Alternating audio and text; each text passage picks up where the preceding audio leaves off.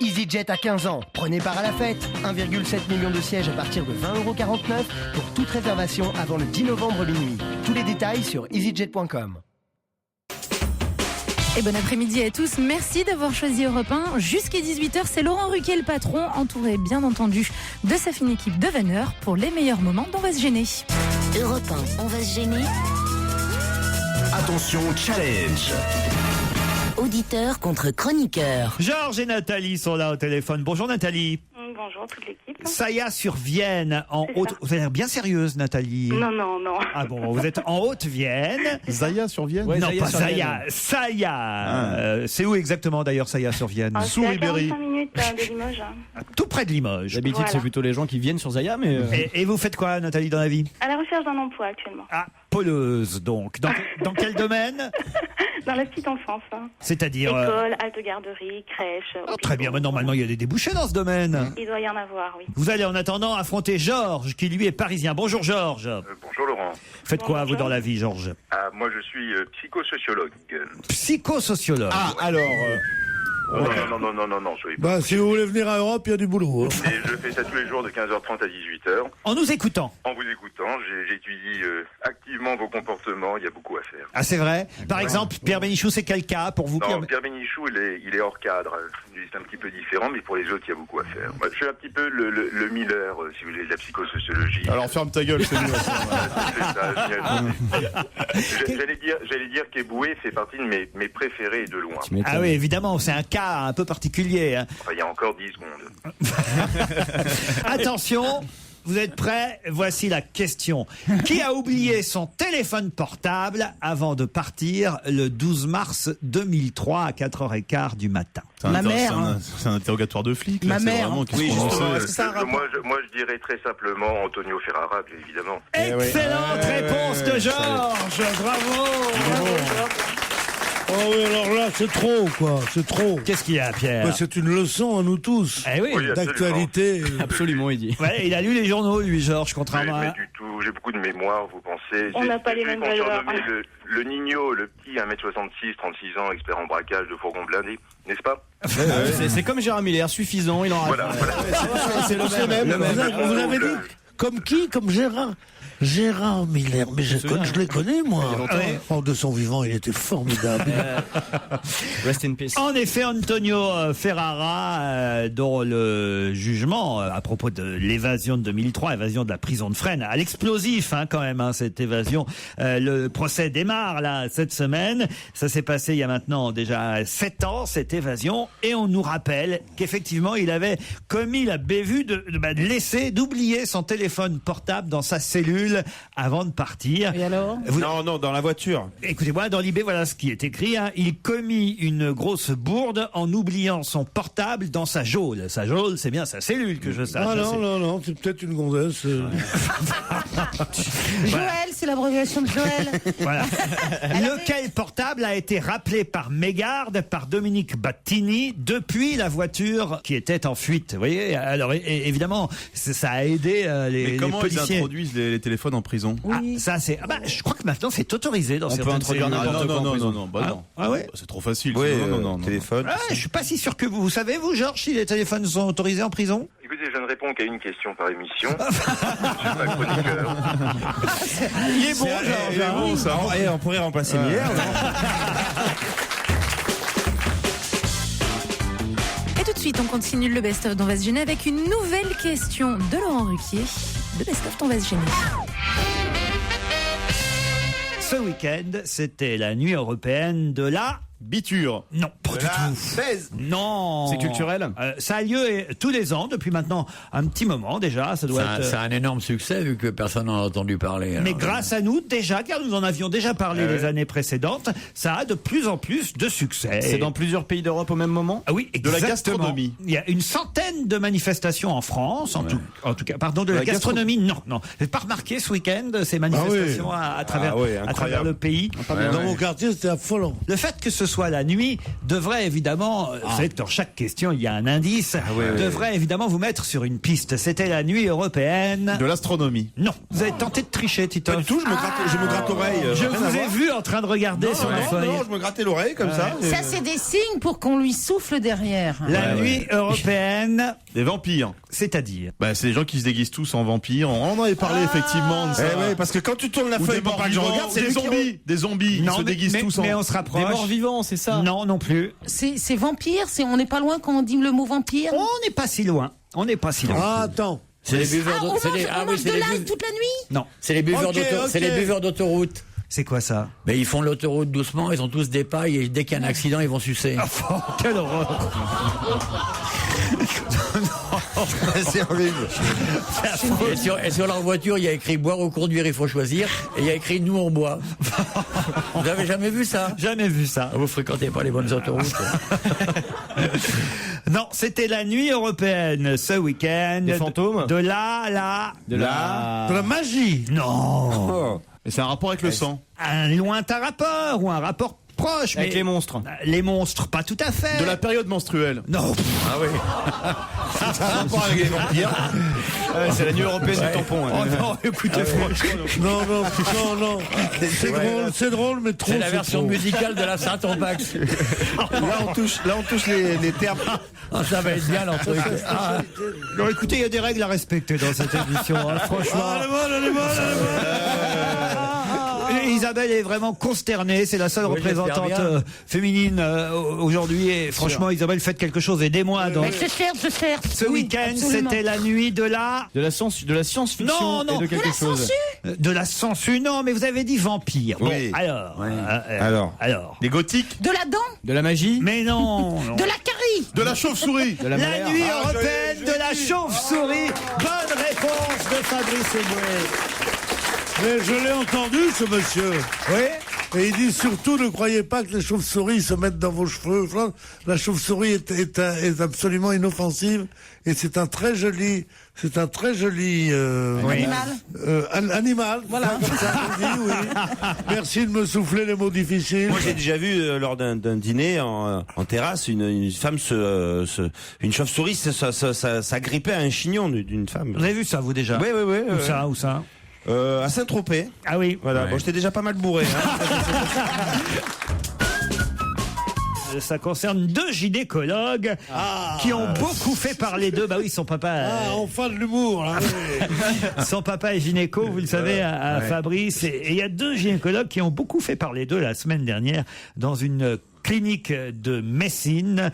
En Sicile. Alors, est-ce Pourquoi a-t-on parlé de ces 2 gynécologues? Ils sont occupés d'une femme célèbre? Non, pas spécialement. Ils ont fait une petite erreur. Non, pas fait d'erreur, mais ça s'est mal terminé quand même. Ils ont été assassinés? Non, pas du tout. Ils ont accouché quelqu'un? Alors, ils ont accouché quelqu'un, et c'est vrai que... Un animal? Non, une Ils étaient femme ensemble, qui a été, faut le dire, victime d'une hémorragie après l'accouchement. Elle a dû être opérée, a même subi une ablation de l'utérus. Vous voyez, ça s'est quand même mal terminé. Ça, c'est pour la partie la moins drôle. C'est pas un homme alors. C'est la partie la moins drôle, ça? Oui. D'accord. Mais qu'est-ce qui s'est passé, évidemment, pendant cet accouchement Ils étaient 2? Ils étaient 2. C'est pas des gynécologues qui accouchent. C'est les frères Bogdanov. Ah bah si, bien sûr. Frère Bogdanov, ils habitent à Menton, eux. Alors... Ils ont oublié de couper le cordon ombilical. Non. Elle est rentrée chez elle en train de... Il y a un truc qui bloque la porte. Mais pourquoi ils étaient 2? Ils se disputaient là. Voilà. Bonne réponse d'Isabelle Mergo. Attendez, j'ai rien dit. On applaudit déjà. Ils se sont disputés pendant l'accouchement et ils se sont engueulés, les 2 médecins. Ils ont commencé à se quereller par jalousie professionnelle. Ils se sont balancé le bébé à la gueule. Foiré, tu vois. Voilà, et il y en a un des 2 qui a saisi l'autre au cou, il l'a projeté contre un mur pendant l'accouchement, l'autre a réagi en donnant un coup de poing dans une fenêtre qui s'est brisée. Quand même, voilà, c'est une bonne réponse d'Isabelle Mergo. Ça arrive, ça arrive.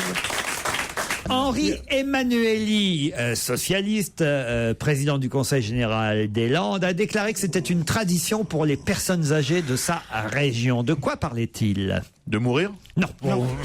Non, je crois qu'il s'agit d'une information qu'on a donnée en disant qu'il y avait quelqu'un qui enlevait les pièges pour ortolans. Et que lui, il dit que piéger les ortolans pour les manger, c'était pas du tout pour en faire du commerce, mais que c'était une tradition pour les personnes âgées. Excellente réponse de Pierre Bénichou, effectivement. C'est Alain Bougrain-Dubourg, évidemment, l'éternel. L'éternel connard. Bon, mais... Ah non, on peut pas dire ça. Il libère des oiseaux, c'est... Non, il est beaucoup moins con qu'Arthus Bertrand. Ça c'est sûr. Les ortolans, j'ai jamais mangé, moi, c'est les oiseaux qu'on croque là, comme ça. Oui, mais sous une couette. Non, pas une couette. Dans une serviette. En pyjama, bien sûr. Voilà, vous faire rouroute. Voilà, exactement. On met une serviette sur la tête. Je vous l'ai déjà raconté ici pour l'avoir fait avec Jean-Pierre Coff, qui nous rejoindra demain. Et ben oui, c'est pas mauvais. On a les petits os. Enfin, normalement, je devrais pas vous le raconter. C'est interdit, évidemment. De se mettre une serviette sur la tête. Un peu comme un rafate. Voilà, exactement. Et vous mangez les ortolans, c'est interdit. Ce sont des oiseaux protégés. Les moineaux, ces petits moineaux. Les moineaux. Et ça se vend entre 100 et 150 euros sous le manteau. Quoi, la bestiole? La bestiole. Sous le manteau ou sous la serviette? Non. On arrête la radio, là. Vous savez que ce sont des petits oiseaux, mais qu'on gave, qu'on nourrit. Exactement. Et qu'une fois qu'ils sont plus que graisse, à ce moment-là, on les fait chauffer. On les engraisse pendant un mois dans l'obscurité totale. Et après, on les tue en les noyant dans l'Armagnac. C'est les élevages, alors. Mais moi, ce que je comprends pas, c'est pourquoi est-ce qu'on empêche les personnes âgées de chasser l'ortolan avec des pièges alors que c'est de l'élevage? Je comprends pas votre truc. Il faut d'abord les attraper, les ortolans. Tu les pièges d'abord, tu les engraisses ensuite. Et c'est ce contre quoi Alain Bougrain-Dubourg veut lutter, évidemment. Et voilà pourquoi ce week-end, il a libéré certains ortolans qui étaient enfermés dans les petites cages. Mais il a raison quand on pense que il y a au Pakistan, en Inde et tout, il y a jamais que 15 000 enfants qui meurent, tandis que là, il y a 3 ortolans qu'on a pris dans les Landes. Non, mais un juste combat n'en annule pas un autre. Tu peux pas. Un juste combat n'en annule pas un autre. Tu peux pas raisonner comme ça. Un juste combat n'en annule pas un autre. T'oserais dire ça? Mais oui, non, tu peux pas raisonner comme ça. Non, Pierre, on peut pas raisonner comme ça. Je t'en prie. Tant qu'un enfant mourra, les animaux, je les emmerde. Il y a des gens qui sont en prison pour avoir mangé des ortolans. Non. Toi, qu'est-ce que t'as fait? Moi, les braquages. Toi, moi, j'ai mangé des ortolans. Et l'ortefeu, ça se chasse ou pas?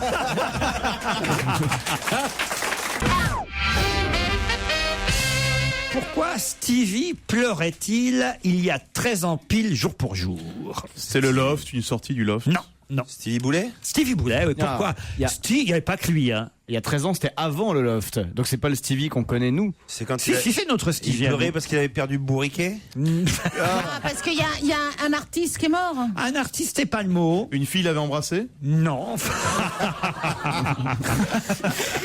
Pourquoi Stevie pleurait-il? C'est la disparition de quelqu'un. C'est la disparition de quelqu'un. Il y a 97.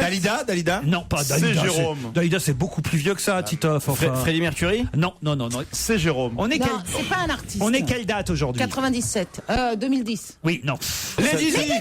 Lady Di. Il y a 13 ans déjà que la princesse butait sur le 13e pilier. Le 13e pilier. Il y a 13 ans, le 13e pilier. Lady Diana et Stevie, vous avez été fan de Lady Di. Et elle aussi était fan de lui. Toute la famille d'Angleterre. Moi, je me souviens, il y a 13 ans, hein, Fabrice, Oh, je suis allé, moi, comme un gosse. vous êtes allé porter des roses place de l'Alma.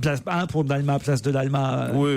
Pierre, vous y alliez, vous, alors? Non, je suis pas allé, quand même, mais j'ai ressenti cette émotion formidable, parce que c'est vrai que ça a d'abord été d'une beauté incroyable. Tout de même, la couverture de Paris Match. Non. On la voyait sur un, comment ça s'appelle, un ponton de plongeon. Un comme ça. Mais il faut, mime-le, ce que tu veux dire. Un ponton de plongeon. Bonjour, Pictionary, vas-y. Un ponton de plongeon. Qu'est-ce que c'est? Vous savez ce qui vous manque le plus? C'est pas de l'intelligence, ça vous en aurez jamais, c'est du cœur. Un ponton de Bon, elle était où la princesse, alors? Elle était sur un plongeoir. Un plongeoir. Sur un plongeoir, oui. Ah, voilà. Un ponton de plongeon. Oui, on est du genre un ponton. En Belgique, nous disons un ponton de plongeon. Vous vous souvenez ce que vous faisiez quand vous avez eu l'annonce de sa mort? Parce que parfois, il y a des... C'était au petit matin, alors... Oui, enfin, c'était au petit Moi, matin, j'étais en Suède. Pour vous, mais... Vous étiez en Suède, vous? Ouais, et j'avais de l'insomnie. Oui. Bizarrement. Et j'avais mis les Senti un choc. Et j'avais trouvé, parce que moi j'ai le mal de Paris dès que je pars un peu loin, et j'avais trouvé avec 1000 choses avec T'étais sur une petite table avec un dossier derrière. Comment ça s'appelle déjà? Une chaise. J'avais trouvé France Info. Et alors là, je mets France Info, tout d'un coup j'entends ça. Je pousse un cri. Et mon copain Patrice, c'est qui j'étais, il a cru que j'étais donné le signal. Ouais. Alors il est venu. Le signal de quoi? Attends, c'est intéressant. Parce que tous les matins, on réveillait la maison avec. Mais attendez, quand Daniel est venu vous raconter des histoires, vous n'êtes pas obligé de nous les répéter. Mon copain Patrice, c'est un ancien parachutiste. Ouais. Et alors, il avait acheté un gros conteneur avec des roues, un gros station wagon rouge. Un gros station wagon. Un station wagon? C'est quoi un station wagon? C'est comment ils disent en français là? Un wagon? Moi qui parle d'un ponton de plongeon. Et alors, il était Attends, on va pas plus parce que nous, on ne sait pas ce que c'est qu'un station wagon. Pardon, Pierre. C'est ces voitures qui ont avec un truc en plus, comment ça s'appelle? Une caravane. Des voitures un peu plus grandes et carrées. Un mobil-home. Un camion. Mais non. Station wagon, oui. Une estafette. Un combi Volkswagen, genre. Pas un combi. Comme Darty, quoi.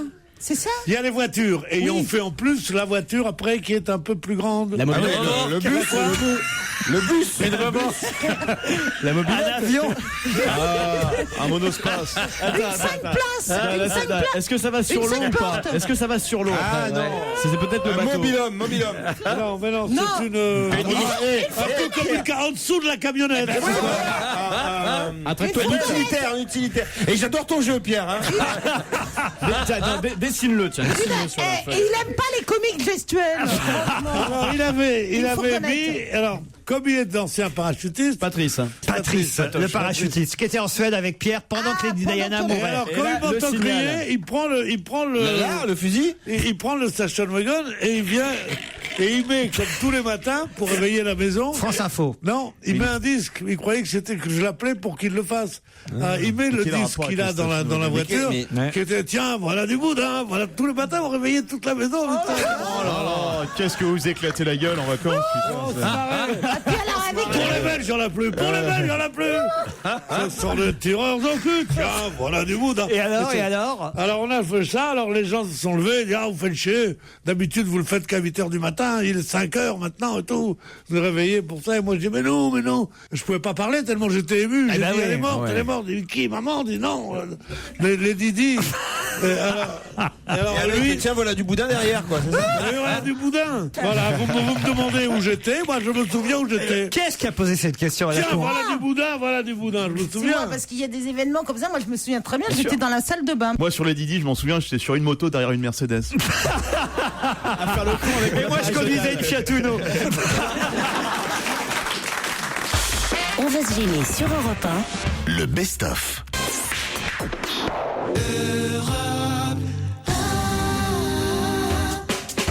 Bienvenue sur Europe 1. Si vous arrivez tout de suite dans le best-of d'On va se gêner, direction la loge d'honneur avec ce jour-là Pierre Bénichou, Fabrice Eboué et Isabelle Mergo entre autres, qui essayent de démasquer l'invité de Laurent Ruquier. Europe 1, on va se gêner. Mais qui se cache aujourd'hui dans la loge d'honneur? Et oui, qui est caché dans la loge d'honneur? Isabelle Mergo adore jouer. Non, c'est vrai, elle s'interroge. Elle se dit, évidemment. Qui sait Évidemment, sa voix va être déformée. Sinon, ce serait trop facile. Vérifions d'ailleurs si la voix est bien déformée. Bonjour, invité. Bonjour. Bonjour, vous allez bien? Vous êtes bien installé? Ouais, tout va bien. Tout va bien. Alors méfiez-vous d'eux parce que d'abord, ils sont assez difficiles à gérer, là, tous autour de la table, mais en plus, ils sont malins. Alors, ils vont vous poser des tas de questions auxquelles il faudra répondre de façon vraiment la plus simple qu'il soit, c'est-à-dire oui ou non. Alors, est-ce que vous êtes une femme? Non. Est-ce que vous êtes plutôt satisfait de votre carrière? Oui. C'est une bonne question de Fabrice Eboué. Ouais. Oui, bravo Fabrice. Vous êtes quelqu'un qu'on reconnaît dans la rue? Oui. Je pense que vous êtes sportif. Oui. Vous avez besoin d'un maillot de bain pour exercer votre sport? Oui.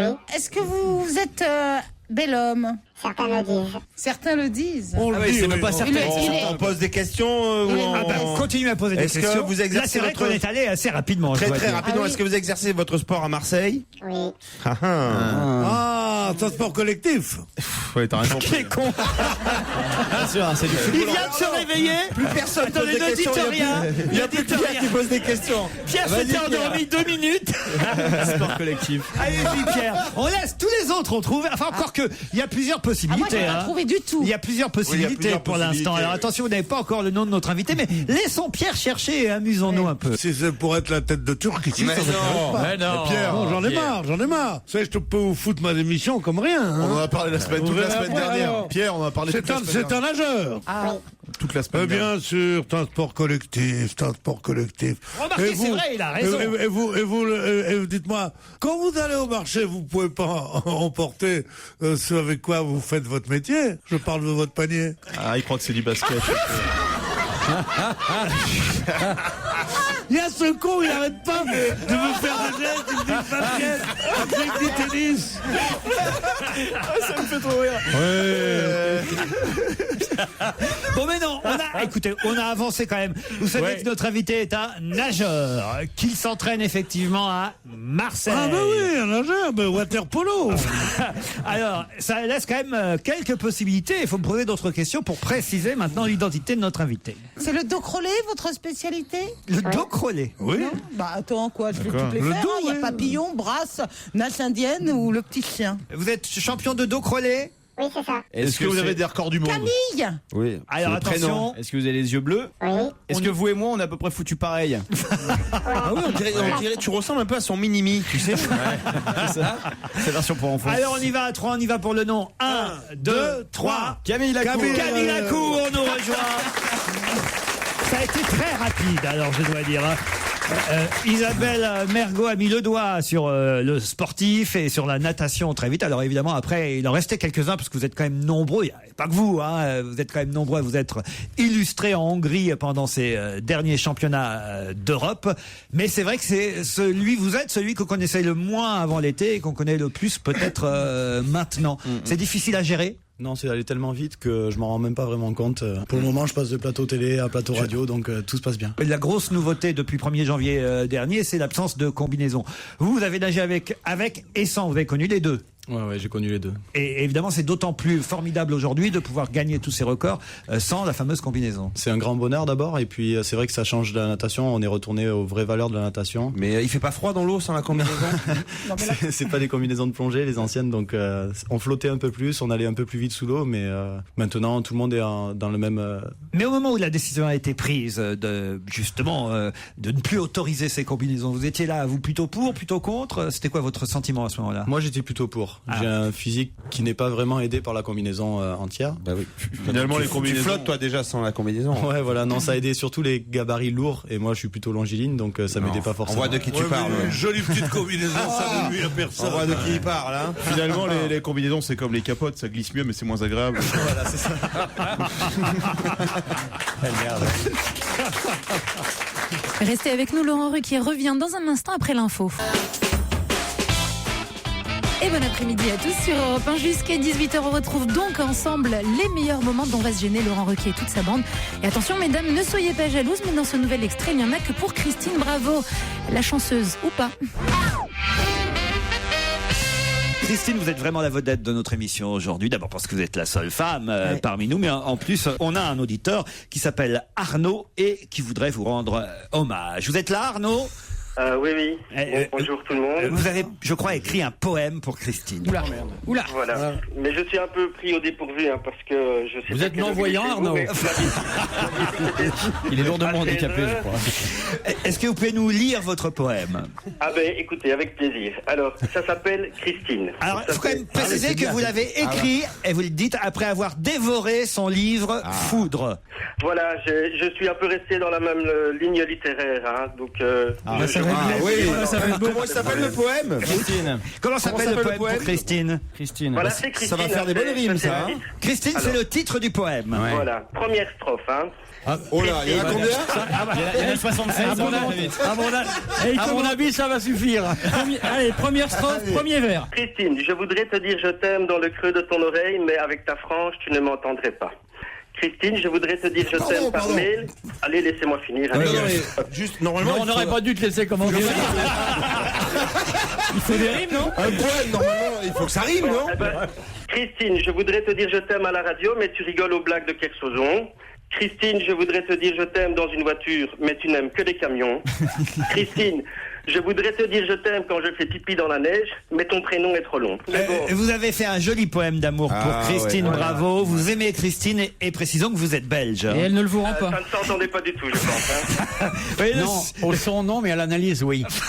Le succès je tiens encore à dire que le site internet que j'ai consacré à Joujou est toujours ouvert. Hein. Ah, vous... Ouais, je laisserai fréquenter. Comme je suis ton fan numéro 1 en Belgique, c'est www.vivremalgrécesdifférences.be. Oh, le site de détraqué. Oh, le pays, la Belgique. Allez, les Français, je vous fais plein de gros bisous. À bientôt. Hein. C'est un multirécidiviste. On vous embrasse et on vous remercie, Arnaud. Ça donne vraiment envie de léguer les wallons aux flamands. Hein. Ah tiens, j'ai des devinettes envoyées par les auditeurs. Comment appelle-t-on une personne sans bras? Un manchot. Comment appelle-t-on une personne sans jambes? Un cul-de-jatte. Parfait. Comment appelle-t-on une personne avec une bosse dans le dos? Un bossu. Comment appelle-t-on une personne sans jambes, sans bras, avec une bosse dans le dos? Un mec dans la merde. Non, une madeleine. C'est pas mal. C'est pas mal. Celle-là, je ne la connaissais pas. Vous me direz si vous la connaissiez. C'est Jean-Marie qui nous l'envoie. Ça va nous sortir une merde encore. Ce sont les 7 nains qui vont au Vatican. Vous connaissez ça? Non. Alors, les 7 nains vont au Vatican et comme c'est quand même les 7 nains, ben, finalement, on les laisse rencontrer le pape Benoît XVI en personne. Et c'est Grincheux qui est désigné porte-parole du groupe. Grincheux, mon fils, dit le pape, que puis-je faire pour toi? Grincheux demande, excusez-moi, votre honneur, mais est-ce qu'il y a des bonnes sœurs naines à Rome? Le pape est surpris par cette question étrange, réfléchit un instant et répond non, Grincheux, il n'y a pas de bonnes sœurs naines à Rome. À ce moment, on entend quelques nains qui ricanent doucement. Grincheux se retourne et son regard cinglant les ramène au silence. Il se tourne à nouveau vers le pape et dit, alors dites-moi, votre excellence, y a-t-il des bonnes sœurs naines en Europe? Le pape, perplexe, réfléchit à nouveau et dit non, Grincheux, il n'y a pas de bonne sœur naine en Europe non plus. Cette fois, les autres nains se mettent à rire bien fort. À nouveau, Grincheux les réduit au silence, se retourne vers le pape et dit, monsieur le pape, y a-t-il au moins une bonne sœur naine quelque part sur Terre? Monsieur le pape. Monsieur le pape. Il parle comme ça, Grincheux. Il est pied noir, ça. Le pape est désarçonné par cette question et répond, je suis désolé, mon fils, il n'existe pas une seule bonne sœur naine sur toute la Terre. Et là, les autres nains éclatent de rire, se roulent par terre, les larmes de l'hilarité leur montent aux yeux et ils commencent à chanter Grincheux a baisé un pingouin, Grincheux a baisé un pingouin. On va se gêner sur Europe 1, le best-of. Laurent Ruquier et toute sa bande. Et bon après-midi avec Europe 1. Tous les jours de la semaine, Laurent Ruquier et sa bande vous font rire. Et vous pouvez d'ailleurs venir assister à l'émission en vous inscrivant au 39 21. D'ici là, en ce jour férié, on continue les meilleurs moments d'On va se gêner. Attention, bientôt sur les billets de 200 couronnes, ça équivaut à peu près à 20 € qui vont entrer en circulation en Suède. On verra peut-être Pippi Langström. Mais qui est Pippi Langström? Ah, mais ça je sais, c'est une héroïne de conte, Pippi Langström. C'était une petite fille avec des cheveux rouges, avec des couettes. Et qu'on connaît mieux sous le nom de Fifi Brindacier. Bonne réponse de Florian Gazan. Ah oui, moi aussi, je suis parisien, Jérôme. Ben ça c'est dans l'Express que j'ai trouvé cette information. C'est Monsieur Wörth qui me l'a refilé. Et moi j'aimais bien regarder Fifi Brindacier. C'est le genre de nana qui te plaît. Ah, Fifi Brindacier, elle avait les On aurait dit Annie Cordy avec la progéria. Non, mais il y avait un Exactement. côté Benoît Brisefer pour fille, qui elle était super forte. Exactement. Elle pouvait porter les vaches et tout. C'est Vous vachement semblez bien. ne pas connaître Fifi Brin d'Acier, Pas du tout. Jean-Pierre. Et Non, vous pas non du plus, tout. Olivier. J'ai l'impression que vous n'avez pas eu d'enfance, finalement. Non, ils sont nés à 40 ans. Si, ils ont une enfance, tu vas mais pas sans. avoir de vieillesse, ça continue. Mais non, mais à chaque fois que je parle d'un petit personnage qui a marqué notre enfance, Fifi Brin d'Acier, Pifou. Heureusement, j'aimerais pas avoir le cerveau encombré de tous ces déchets. Ah non, là, mais que- Pifou, je t'imagine Ah, Pifou. au Havre en train de dire Globe. Pifou. Bah, pas globe, Globe. globe, globe. Bah, Florian, vous connaissez Bah oui, vous aussi. Pifou, globe, Pifou, globe, globe, globe. globe, pas globe, pas globe. Voilà. C'est Mais normal. Florian, Et c'est 10 pas pareil, on centimes a le l'impression petit qu'il est pas sorti de l'enfance. C'est pas la même chose. Donnez-moi un ou deux noms. Placide et Museau. Placide et Museau. Un ou deux noms, Olivier, au moins, qui ont bercé votre jeunesse. Non, moi, je suis né en 44, donc Hitler, Mussolini.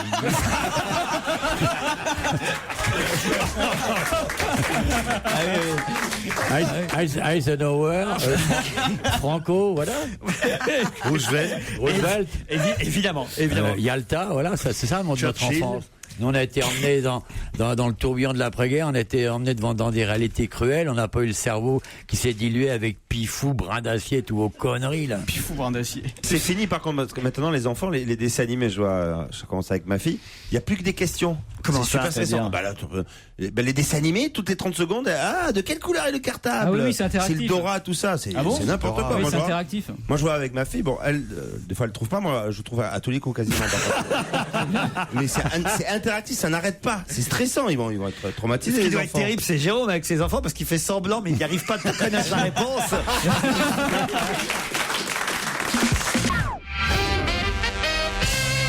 Vous avez vu d'ailleurs que Mme Bachelot va finalement sûrement autoriser ceux qui sont nés par fécondation in vitro Oui, à retrouver de retrouver les donneurs. C'est-à-dire Et que de retrouver leur tube aussi.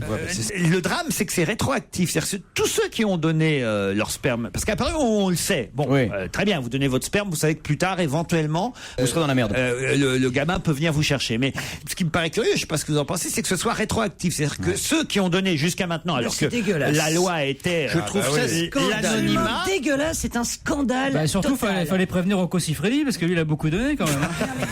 C'est vrai. Que ça commence maintenant et que les gens qui donnent soient avertis de cela. Mais que les gens qui ont donné dans le passé, à qui on a dit votre anonymat est garanti, soient trahis en quelque sorte. Parce que l'auraient-ils donné, connaissant En plus, cette Très information? souvent, on leur a demandé, la Banque du sperme était demandeuse, demandait en Mais bien gros aux sûr. étudiants en médecine, par exemple. Bonjour, vous êtes jeune et bien portant, vos spermatozoïdes sont jeunes et bien portants. Et on leur Donnez- donnait de l'argent et- aussi, hein. Et on garantit Et un l'anonymat. Playboy, on les payait. Et boum. On les payait surtout, on leur donnait. Moi j'ai beaucoup de potes étudiants en médecine à l'époque Ah ouais. qui vous en donnaient. Non mais qui faisaient du blé comme ça, qui payaient leurs Quand études ils y allaient, comme ils te ça. disaient quoi? Je vais au boulot, tout ça. Mais non mais Ça, je suis ils vidé, allaient- là, non, mais genre. c'était quand même un petit job Mais est-ce très bien payé. qu'ils se masturbaient eux-mêmes Ouais. ou bien Oui. ils étaient masturbés? Non, ils le faisaient eux-mêmes. Ouais. Ah oui. Avec un vieux Playboy de 72. Exact. Tu sais, après, donc, Pourquoi c'est pas bien de parler de Pierre Bénichou comme ça?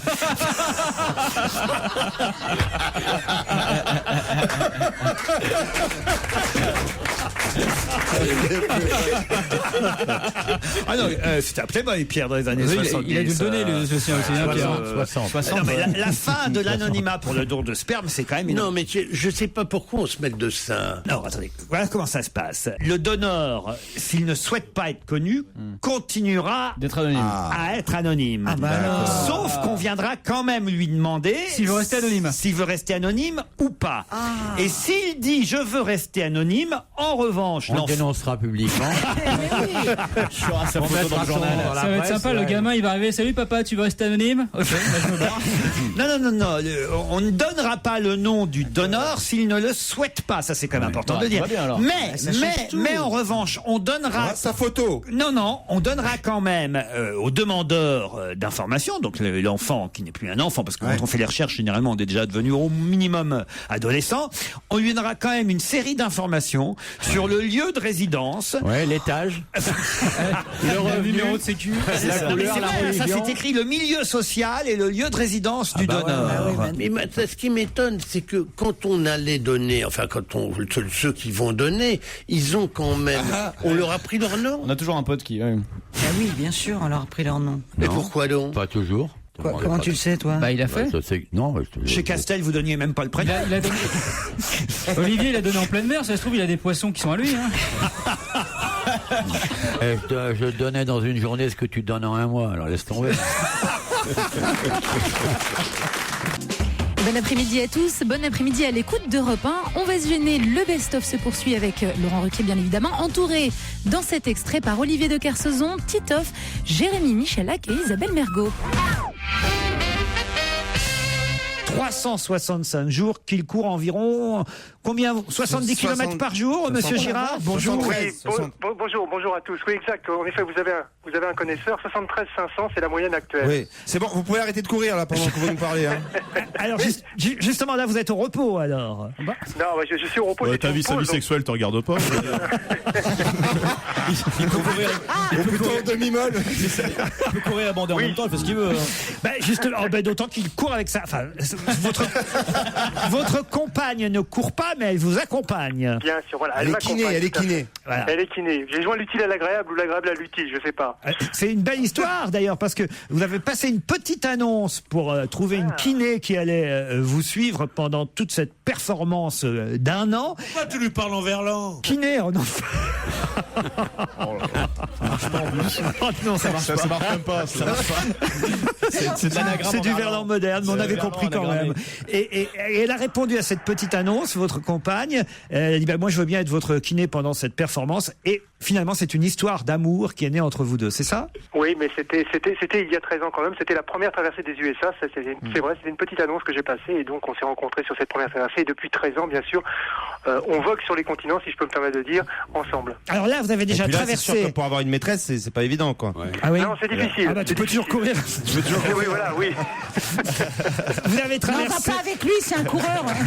Vous avez traversé déjà les États-Unis, l'Australie, l'Amérique du Sud, l'Afrique et l'Asie, c'est ça déjà là? Oui, Paris-Tokyo était la dernière. Et puis là, je m'attaque au record du monde de la plus longue distance parcourue en 1 an. Donc on vient de battre, puisqu'on a battu le record exactement vendredi en 307 jours et 5 heures, donc 22 582 km. Et maintenant, on va essayer jusqu'au 17 octobre, bien sûr, d'améliorer ce record et de le porter à peu près à 600 marathons, donc 25 317 km. Quel âge vous avez aujourd'hui, Serge Girard? Alors, ça se dit presque plus, 56 ans, 57 ans à l'arrivée. Ah ouais. Et vous pensez travailler un jour dans votre vie ou Mais il a travaillé avant, en fait. Hein. C'est plus à cet âge-là qu'on me pose cette question. Mais est-ce que je voulais dire, mais quand donc vous faites toute la semaine, vous faites ça, et le week-end pour vous changer les idées, vous faites un petit footing ou Non mais voilà, c'est à peu près ça. Même Noël, jour de l'an, Pâques, c'est un petit footing, voilà. Mais ce qui est étonnant, c'est que vous avez commencé à courir seulement à l'âge de 30 ans. C'est-à-dire qu'avant, vous faisiez pas spécialement du footing, du jogging ou du marathon. Non, tout à fait. J'étais sportif avant, donc alors football, tennis, et puis à 30 ans, comme beaucoup de coureurs d'ailleurs, c'est un sport qu'on commence à faire un peu tardivement parce que c'est le sport peut-être le plus simple à faire. Donc finalement, je suis arrivé à la course à pied un peu par hasard. Et voilà comment on en arrive à traverser les continents en courant. Et vous êtes comme Forrest Gump, vous avez la grosse barbe et tout? Alors maintenant, oui, j'ai laissé pousser la barbe parce que finalement, il y a deux magazines. D'ailleurs, François avait titré Forrest Girard et puis un magazine espagnol, Marca, avait titré Forrest Gump existe vraiment. Donc je suis un peu obligé de garder la barbe. Mais ça quand est-ce que vous allez acheter un crevettier? Isabelle a une question pour vous. Ça freine le poil, non? Le poil, ça freine. Non, parce que j'ai pas une barbe très longue. Et puis regarde, Ben Laden, il court toujours. Hein. Joli. De toute façon. Et vous usez combien de chaussures? Ça, c'est intéressant. Alors, tout à fait. Alors donc, là, vous voyez, je numérote mes chaussures. Je regarde là en ce moment, c'est la paire numéro 25. Et je pense finir avec, à mon avis, le numéro 33. Donc, il y aura à peu près 33 paires de chaussures. Et tes pieds font de la lune. Vous savez, c'est tous les 800 km, donc je change comme tous les coureurs, mais moi je change tous les 10 jours à peu près. Eh oui, évidemment. 70 km par jour à peu près, depuis presque alors, comment vous faites pour transporter vos chaussures? Parce que quand vous êtes dans le fin fond du Nebraska, vous n'êtes pas sûr de trouver la paire de chaussures que vous voulez. Exactement, et c'est là qu'intervient toute l'intendance, et on n'en parle pas beaucoup, mais c'est toute l'équipe qui est autour de moi, donc bien sûr avec 2 véhicules. Il faut savoir la changer, la paire de chaussures, avec le prix et tout, moi je sais pas. Non, mais je peux vous donner quelques conseils. Avec vous, enfin Pierre, votre question était très con, il y a une voiture qui le suit avec les chaussures à l'intérieur. Il y a une voiture qui le suit. Il y a sa femme qui est kiné. Bah oui, tu crois pas que sa femme elle court aussi? Sinon elle est kiné, sinon elle aussi lui faut un kiné à sa femme. C'est une histoire sans fin si tout le monde court. J'en ai entendu des questions idiotes. Je croyais qu'il était solitaire, vraiment. Mais sur le Tour de France, comment ils font Mais sur comment être solitaire? Mais tu peux pas être solitaire comme ça. Mais c'est comme les coureurs de Formule 1, tu crois pas qu'ils sont sur la route avec leur Formule 1? Même ils vont pas travailler avec la Formule 1. Même Forrest Gump, il Il aura pas posé une faut bien question. qu'il y ait quelqu'un pour vérifier qu'il fait son tour, sinon il reste chez lui et puis il dit. Voilà. Moi, je te jure qu'au bout de 800 mètres, je monterai dans la Oui, camionnette. c'est vrai qu'il peut tricher, après tout, vous pouvez tricher. Non, bah non, il y a des gens qui surveillent ça, puisque Non, c'est un sport. il y a même autre chose. Si vous allez directement sur le site, vous savez, j'ai une valise avec moi et vous pouvez voir exactement où je suis. Là, je suis justement à la frontière entre l'Angleterre et votre valise avec l'Écosse. C'est une valise, c'est une valise. Alors, la valise en carton, bien sûr. La valise en carton. J'espère qu'elle a des roues, moi. Et il y a combien dans la valise? Ah, justement, j'attends de repasser au Luxembourg. C'est un peu ça. Qu'est-ce que vous pensez de la performance d'un autre garçon, alors évidemment qui n'est pas du tout athlète comme vous, mais quand même qui est un sportif incroyable. On en parle aussi dans la presse ce week-end. C'est Philippe Croison qui lui est un garçon handicapé qui n'a plus de membres ni supérieurs ni inférieurs, c'est-à-dire sans bras et sans non. Non, le problème c'est de s'appeler Croison quand t'as plus de bras. C'est vachement. Oh non, ça fait mal. Mais non, mais c'est non, parce que là je voulais pas saluer sa performance. Bien sûr. Alors. Il vient de faire 27 km en 12 heures, alors qu'il a plus de bras et plus de jambes non plus, plus aucun bras de chocolat non plus. C'est pas bien. Ils l'ont sorti de l'eau avec un hameçon, tu sais, pour le remonter. Il est marrant ce verre de terre. Non, écoutez, j'essaie d'être sérieux dans cette émission. Aidez-moi, Serge Girard. Mais non, mais vous pouvez pas être sérieux avec des chroniqueurs comme ça. C'est un peu. Tu nous racontes que des trucs poilants, c'est. Il a fait un aller-retour à la nage entre Noirmoutier. À la nage? Oui, à la nage, monsieur. À la nage, il nage mieux que vous, justement. C'est ça qui est formidable. Sauf le papillon. Ah oui. Il ressemblait. C'est la brasse coulée. On le prendra au téléphone dans cette émission parce que non. Au téléphone, mais qui va décrocher? Ah non, mais c'est pas possible. Ah, c'est monstrueux. Ça va sonner. Merde. Non mais moi je démissionne. Hein. Si on part comme ça sur cette saison, alors non, s'il n'y a plus de limite, il n'y a plus de limite. Alors là, non. Mais en plus de ça, il veut traverser la Manche. Ah, mais enfin. Alors il veut. Petite main libre, écoute. Alors il veut effectivement. Il veut traverser la Manche. Ah oui, mais sans bras, c'est compliqué. Ce qu'il veut surtout, c'est prendre son pied, ce salaud. Arrêtez. On l'aura. Je suis sûr que d'ailleurs ça le fait rire ce genre de plaisanterie parce que. Il va vite, on lui met des palmes. Oui, il a des palmes. Exactement. Bravo, il a des prothèses fixées à ses moignons de jambes. C'est un peu de la triche. Ça, c'est dégueulasse. Parce que là, on plaisantait. Mais là, d'un coup. Le tricheur. Non, ça, c'est dégueulasse. C'était de l'humour un peu. J'avais une question technique pour vous, Olivier de Kersauzon. Je suis pas là, moi. Pour tout ce qui est aquatique, Kersauzon, il est pas manchot. Serge Girard, un mot donc sur Philippe Croison. C'est quand même un exploit extraordinaire, évidemment. Ouais, tout à fait. À part toutes ces plaisanteries, non, c'est vrai. Je crois que le respect simplement, il se lance dans un défi extraordinaire. Donc je crois que voilà, il faut simplement le. Eh ouais, toi, respecter. tes marathons sans pied, t'y arriverais pas, je peux te le dire. Bah, il y a des chaises roulantes, Exactement. Et c'est pourquoi je voulais aussi saluer la performance de Philippe Croison. Bien sûr. Vous arriverez où, Serge Girard? Alors, on n'en a pas encore défini. Ça sera à Paris, c'est sûr. On n'a pas le lieu exact. Ça dépend. Charletti, puisqu'on est parti de Charletti, peut-être, ou peut-être dans un autre endroit, peut-être la mairie de Paris. Je sais pas. On n'a pas encore le lieu définitif. Bon, après, tu seras tranquille, quoi, après. Bah, il y a certainement d'autres projets. Celui, par exemple, de relier le premier à relier le pôle Nord au pôle Sud, certainement. Mais là, ça va vite, ça descend. Ça descend, ouais. Mais je peux le faire dans l'autre sens. Hein. C'est vrai que vous êtes obligé de courir même quand vous êtes malade? Oui, c'est vrai, parce que pour que le record soit homologué, donc il faut que tous les jours il y ait de la course à pied. Donc, Votre femme a dit qu'en janvier, vous aviez eu une gastro-carabine. Moi aussi, je cours vite dans ce cas-là. Il paraît que ce jour-là, il paraît que ce jour-là, avec la voiture, elle s'est mise devant vous ou pas? C'est avec ça que vous faites les lignes jaunes? Oui, voilà, c'est vrai que les points chauffés ont été très gentils avec moi. Ils sont un peu sponsors. Non, mais très sérieusement, oui, bien sûr, je suis obligé de courir. Vous avez perdu 4 kilos en 3 jours, mais vous avez continué à courir pendant ce temps-là. Bien sûr. Et là, vous souffrez d'une tendinite toujours? Ouais, ça va mieux, ça. Et vous faites de l'asthme aussi, je crois. Non. Ça, c'est des coureurs. Ça, c'est les coureurs cyclistes, ça les arrange. Mais vous courez tout le temps ou vous marchez parfois? Non, alors, quand je me ravitaille tous les 5 km, donc je fais à peu près 1 minute ou 2 de marche en me ravitaillant, mais autrement, c'est de la course. Allez, on vous applaudit pour votre performance. Bravo. Et pardon aussi à Philippe Croison pour les mauvaises plaisanteries. On les applaudit tous les deux. On va se gêner sur Europe 1 avec Laurent Ruquier. Le best-of. Merci d'être à l'écoute d'Europe 1 et jusqu'à 18h, on va se gêner les meilleurs moments. Laurent Ruquier et sa bande qui nous emmène tout de suite du côté des Vosges. Je vous emmène à Cheny-Ménil, dans les Vosges. C'est sympa. Il y a eu un incendie à Cheny-Ménil. Vous me direz, bon, jusque-là, rien d'original. Bah si je vous en parle, c'est que cet incendie est assez original. Pour quelle raison nous parle-t-on dans la presse d'un incendie qui a eu lieu à Cheny-Ménil, dans les Vosges? C'est chez quelqu'un de connu? Non. Dans la forêt? C'est un chenil, il y avait des chiens qui ont été brûlés. Cheny-Ménil. C'est la ville. C'est un chenil. Il aurait fait des hot dogs. Non, c'est que le feu a eu une cause qui n'est pas une cause habituelle d'incendie. À l'origine de l'incendie reste indéterminée, comme on dit dans ces cas-là chez les journalistes. C'est quelqu'un qui a mis le feu, naturellement. Non, on ne sait pas comment le feu est venu. On s'en fout, c'est plutôt... C'est quelque chose qui a brûlé. C'est plutôt où le feu a eu lieu et ce qui a brûlé qui est intéressant. La caserne de pompiers? La caserne des pompiers, bonne réponse de Jérémy Michalak. Mais qu'il est fort.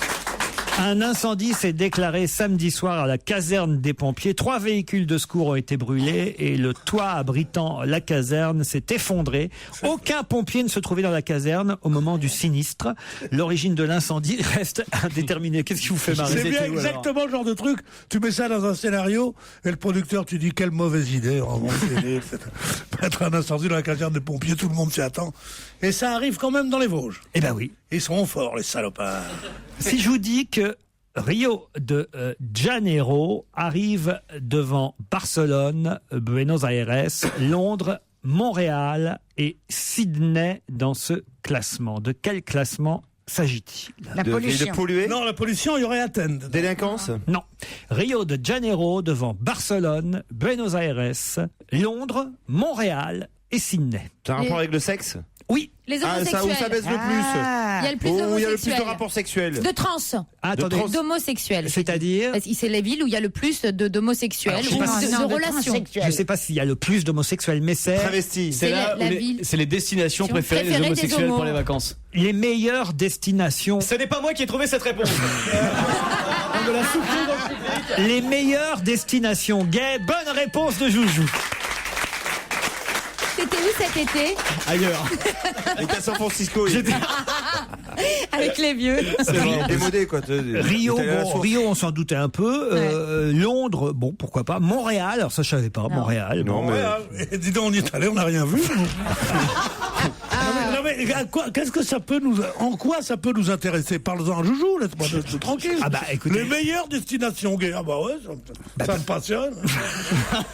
On dit, il vous voit fréquenter parfois des lieux le soir un peu gays. Moi, il y a des moments où je me connais plus. Je suis désolé. Je vous ai déjà vu parfois. On vous appelle Pierrette dans certains endroits, Pierre. Jamais. Oh, arrête. Poupoune. Même moi, j'en suis gêné quand je vous vois. Alors, c'est vrai? Ah oui, vraiment, Pierre. Donc vous n'allez pas me faire la... Il est gêné parce qu'on avait la même robe l'autre jour. Non, franchement, vous n'allez pas me faire l'effaroucher parce que je vous parle des meilleurs... Ah oui, mais c'est pas... Ah, c'est intéressant. Et Montréal, alors, tiens, c'est passionnant. C'est dans France Soir, voilà. Non, tu crois pas? Non, mais sérieusement. C'est le site internet de tourisme. Comme les vieux couples. On a un invité. Et non, il y a monsieur Olivier qui est venu dîner. Sois gentil. Il découvre pas, il a déjà vu des homosexuels, j'imagine, quand même. Ah non. Plus souvent qu'à son tour. Mais voilà. Alors, c'est un site internet qui s'appelle Tripout Gay Travel. Comment ça s'appelle? Tripote gay. Bien sûr. Tripote Gay Travel. Ouais. Et voilà, il vous donne la liste des destinations gay friendly, voilà, accueillantes pour les homosexuels. Mykonos, tu sais que Mykonos, tout ça, c'est terminé. Mykonos, c'est fini. Maintenant, c'est Montréal et Sydney. J'ai fait une fois un voyage où j'ai regardé sur Internet à Séville, justement, l'hiver dernier. Et on m'avait dit, regarde sur Internet. Moi, je sais pas, il y a un copain qui faisait marcher Internet. D'ailleurs, les voyages sur Internet, tout juste, ils te donnent pas du pognon, hein. C'est incroyable. Tu vas dans une agence. Le voyage te coûte 1500 € avec un hôtel. Là-bas, ça coûte 300 € sur Internet. Bon. Ouais. Et dans tous les hôtels, ils te montrent la photo de l'hôtel et il y a écrit gay welcome. Ah oui. Ah bah voyez, alors vous... C'est-à-dire, ici on accepte les pèdes. Non mais ça va pas. Non mais sérieusement. Et tu veux amener tes gosses là-dedans? Ouais. Tu vois pas que j'amène Erwan là-bas pour qu'ils prennent des manières? Qu'ils prennent des manières. Et finalement, tu as trouvé un petit hôtel de charme ou pas? Oui, j'ai trouvé un truc avec Pierre. On est allé chez un ami après, oui quoi. Pierre, vous êtes gay friendly vous aussi. Alors vous faites pas plus réac que vous l'êtes. Moi, avec un petit billet, je fais n'importe quoi. Moi.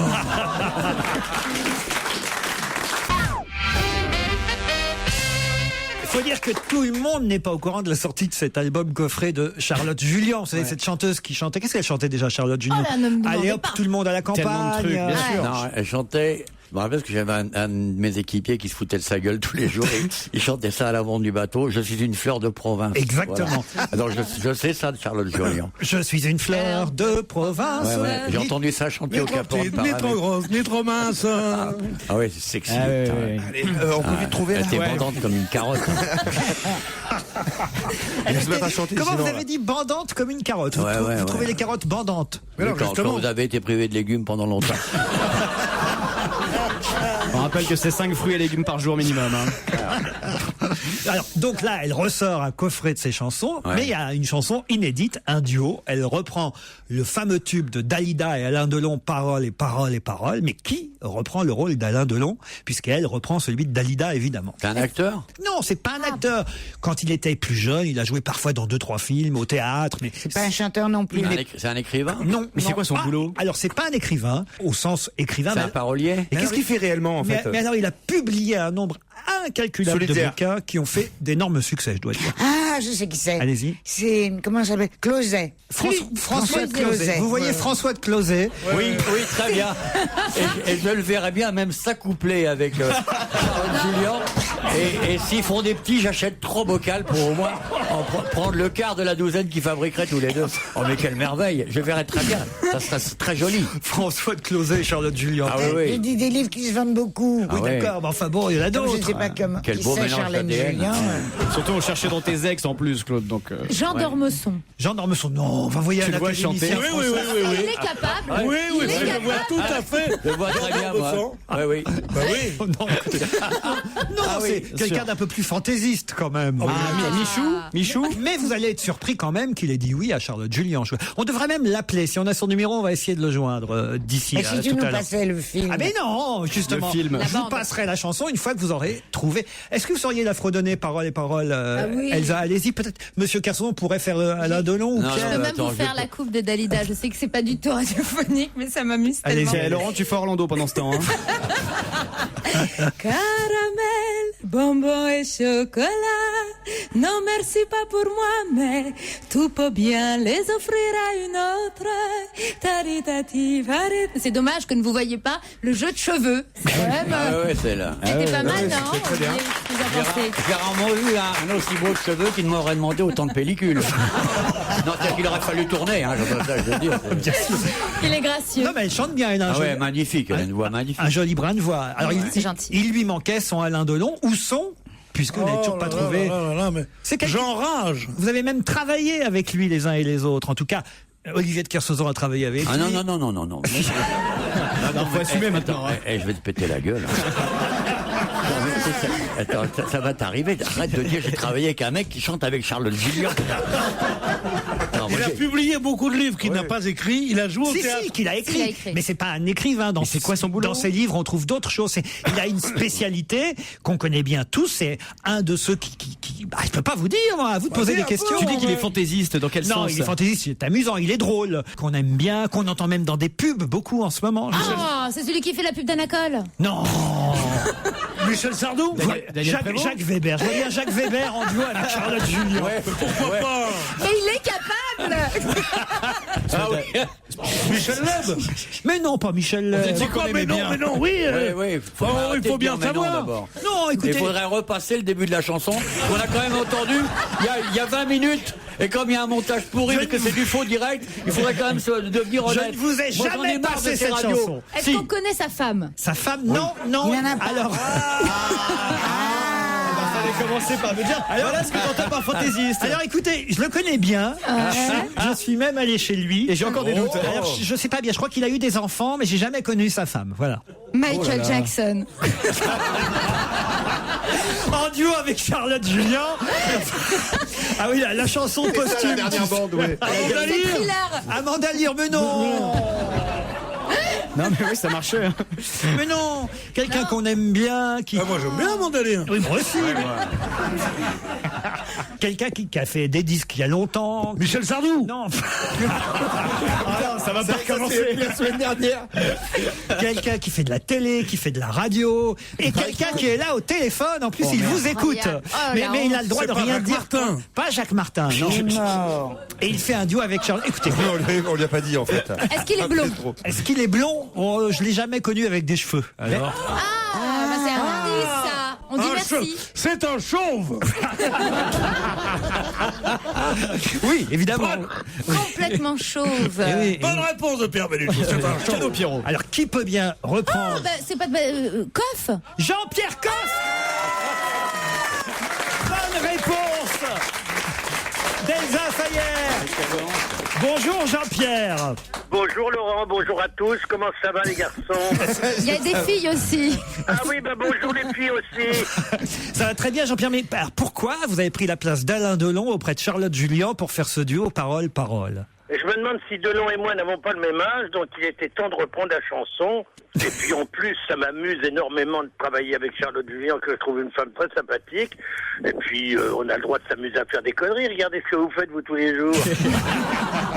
C'est vrai Jean-Pierre, mais enfin, regardez même votre ami, enfin je sais pas si vous êtes ami, mais Olivier de Kersauzon n'a pas pu imaginer un seul instant que ce soit vous Jean-Pierre Coff. Pourtant il pense à vous tous les jours.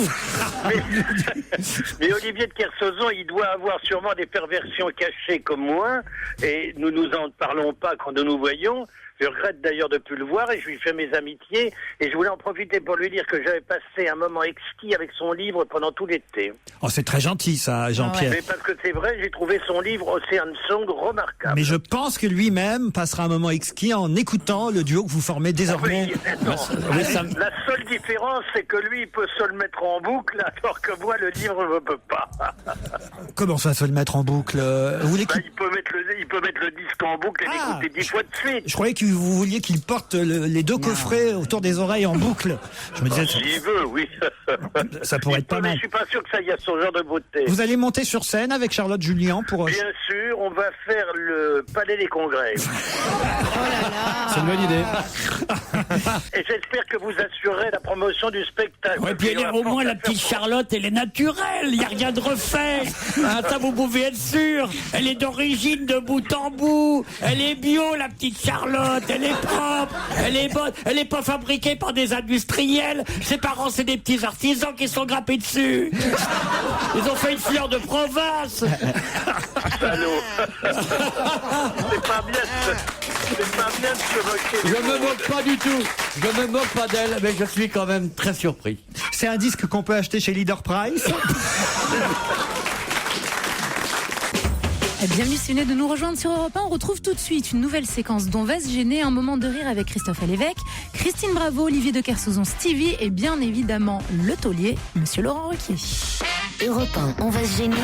Attention, question si tu n'y réponds pas. bah t'es con. Oh, quoi que c'est pas si facile que ça, cette question. Hein. Vous allez voir, vous allez mettre du temps, je suis sûr, avant de trouver la réponse. Je le sens, moi. Déjà, je sens que le temps arrive lourd, épais, glauque, brumeux. Il vient coller sur la table, nos langues assoiffées, quelque chose d'effrayant. Jamais on va trouver cette question. Les 7 et 8 novembre prochains se tiendra à Paris un salon, un nouveau salon. Ce sera la première fois qu'il y aura ce genre de salon. Oui. Et Dieu sait qu'il y en a eu des salons. Hein. On nous en invente tous les ans des nouveaux salons. Le salon d'écologie. Non. Le salon de la grippe. Non. Le salon du salon. Le salon de l'eau. Non.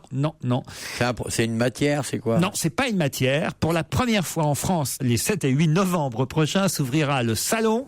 De la vulgarité. Non. C'est le genre de connerie. De la charcuterie. Non. Ça intéresserait Bonaldi ou pas? Ça intéresserait pas spécialement Jérôme Bonaldi. Donc c'est pas un gadget mais il y en a bien déjà au minimum 2 autour de cette table que ça peut concerner. Le salon du vin, ça existe? Oui, au minimum 2. C'est Stevie et toi? Non. ça existe C'était déjà. Pas orienté, hein? Ça existe déjà. Là, c'est tout nouveau. Jamais il y a eu ce genre de salon. Par exemple, ça peut concerner Christophe Alévèque, ça peut concerner Christine Bravo. Je ne connais pas. Le salon du rasage. Nous aurions donc le salon du rasage. Le salon de la barbe. Du divorce. Le salon de la rupture. Bonne réponse de Christine Bravo. Pour la première fois en France... Quelle adresse? Pour la première fois en France se tiendra le salon du divorce, de la séparation et du veuvage. Aussi. C'est mieux. C'est moins chiant, ça, c'est mieux. Ah ouais, moi je suis d'accord. Si t'as choisi, j'aurais pris ça. Moi aussi. Alors moi aussi, sans hésiter. C'est horrible. Table. Et le principe, c'est quoi? On y va avec, on y va avec sa gonzesse, on se sépare là-bas, non? Il y a un DVD qui coûte 40 €. Comment transformer votre divorce en veuvage? Et ça les vaut bien. Parce que c'est quand même la meilleure option, je veux dire. Il y aura des tables rondes, il y aura des rencontres avec des notaires. Il y a des broyeurs. Des ventes de couteaux, de poisons en tout genre. Il y a des psychologues qui seront là des tronçonneuses. Pour vous aider à affronter cette rupture. Ça va être vachement un psychologue. C'est pas les psychologues qu'il nous faut, c'est les tueurs. Mais voilà, je sens bien par exemple que vous êtes un peu désœuvré en ce moment, mon petit Christophe. Vous auriez besoin de rencontrer. J'ai que ça à foutre. Voilà, Il y a une boîte qui s'appelle Flingue Pétasse, il s'occupe de ça tout de suite.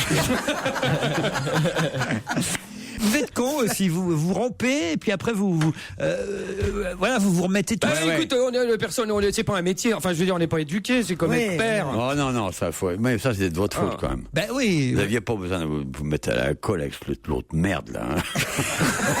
Voilà, vraiment.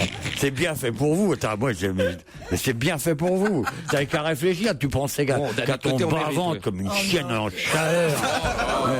Évidemment, tu te fais avoir après. Au moment il demande de l'argent maintenant pour partir. C'est connu, bah oui. Parce qu'il était là pour quoi, à ton avis? Que pour l'argent. Ah bah oui.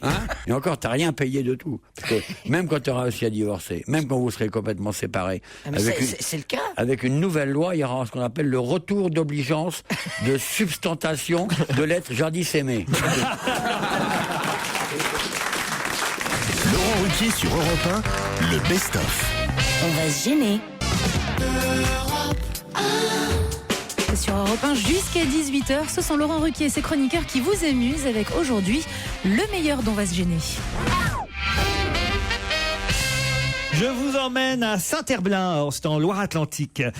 Et là-bas, certains élèves du lycée privé catholique de Saint-Herblain, donc dans la banlieue de Nantes, vont quand même avoir une petite surprise. Laquelle? Bah oui, parce que le maître est devenu maîtresse. Expliquez. L'année dernière, c'était un prof, et cet été, il s'est transformé, il s'est métamorphosé en femme. Enfin voilà, et puis aujourd'hui, les gamins, ils ont une maîtresse, alors que l'année dernière, ils avaient un maître. Pas un maître et maîtresse, professeur. Professeur de physique ou de maths. Ouais, c'est pas dans une école maternelle. Ce serait un peu plus traumatisant pour les enfants. Mais c'est un lycée privé catholique. C'est un lycée privé catholique à Saint-Herblain. Et Vincent est devenu Martine pendant l'été. Mais pourquoi il a choisi des prénoms aussi pourris? C'est le prénom qui a chié quand même. C'est la provocation, c'est plus le prénom qui me dérange. Martine, c'est fait exprès. Tu sens que c'est juste pour faire chier. C'est plus crédible, sinon ils prennent tous Shaina. Appelle-toi Caroline. Martine. Martine, quoi. Mais non, mais c'est pour faire discret, justement. Il va pas c'est discret, Martine. Non, mais il va pas s'appeler Cindy, tu Mais vois, oui. non plus. C'est un cheminement personnel qui s'est imposé. Ah oui, à- c'est pas collectif. Je rêve. Alors, on va voter à la main levée. Alors, qui change Qui est pour que je devienne une femme? Bon, alors, 3, 4. Mais non, mais c'est le directeur du lycée où travaille Martine qui a dit, ben voilà, aux parents d'élèves, il faut que vous compreniez, je dois vous informer de la situation avant la rentrée, voilà. Ouais. Le professeur de sciences physiques qui s'appelait Vincent jusqu'à juin dernier. s'appelle Martine. maintenant. S'appellera Martine à partir de jeudi prochain. Ouais. Ce changement d'identité est un cheminement personnel qui s'impose à nous et nous n'avons pas à nous positionner là-dessus, a dit le directeur. T'imagines Bien le sûr, bordel ouais. dans Ça, l'équipe. Nous signalons également que le professeur de sport Ludovic est devenu Sylvie pendant les vacances. Ce qui compte, bien c'est le l'école. travail au quotidien et le professionnalisme. Ah ouais, ouais. Exactement. Et moi, je suis d'accord. Voilà, ce qui compte, Ouais, c'est ouais. le professionnalisme de ce professeur. Voilà. Bah, il est prof de bio, il fait les expériences sur lui. Regardez, on se complète. C'est comme une grenouille. Passez, alors, le formol. Passez-moi le formol. Bon, on l'a fait l'année dernière, nous avons mis une grenouille dans du formol. Cette année, nous avons tenté une nouvelle expérience. Je vous cache pas que le diocèse, évidemment, est un peu embarrassé, a dit peut-être ça aurait été mieux de changer de lycée. Ça, c'est pas faux. Quand Alors, même. je suis entièrement d'accord. Non, mais il faut avoir du respect parce que c'est sûrement une chose pas facile. Hein. Ah non, Bah, ça, c'est sûr. Surtout à faire tout Ça ça. doit faire mal aux couilles. Excuse-moi. C'est aux élèves qu'il faut penser, surtout qu'on a eu l'habitude de l'avoir les années précédentes. Que c'est Monsieur, madame, c'est ça qui va être gênant. Non, mais ça, c'est sûr, il va falloir que les élèves soient super compréhensifs, quoi. Ah ouais, mais je pense qu'ils vont pas se foutre de sa gueule en Ouais, plus. c'est ça. Ah bah, c'est un lycée catholique, donc normalement. Oui, mais c'est les pires. C'est bon. Moi, j'étais dedans, moi, j'ai fait que ça. Ah ouais, ils sont on était plus ouverts. terribles, mais on était pire que les lycées. Et je crois qu'il faisait appeler Martine aussi, d'ailleurs. Non, Thérèse, moi. Vous étiez dans un lycée catholique, Oui. racontez. Steve. Bah rien, il y a rien de spécial. Bah, C'est comme, regardez. c'est voilà, mais il y a des conneries aussi. Faut pas croire que ce sont que des gentils petits garçons. Non, il y a des délinquants, il y a tout le monde, voire pire. Parce que c'est la délinquance que tu n'imagines pas, que tu ne vois pas, parce qu'elles se font dans la masse. Ça Tu fait penses peur. qu'ils sont adorables, Mais gentils, on pense pas du tout. très Moi, bien. je sais que c'est pire. Or, ils sont pires que les autres. Parce qu'ils sont au contraire tellement tenus en laisse et tellement cadrés que justement. C'est le patronat des gangsters, en fait. Non, je rigole. Oh là Je sais là. pas pourquoi on s'occupe des banlieues et tout. Faut s'occuper en fait des lycées privés catholiques. quoi. C'est ça qui est dangereux. Non mais sans déconner.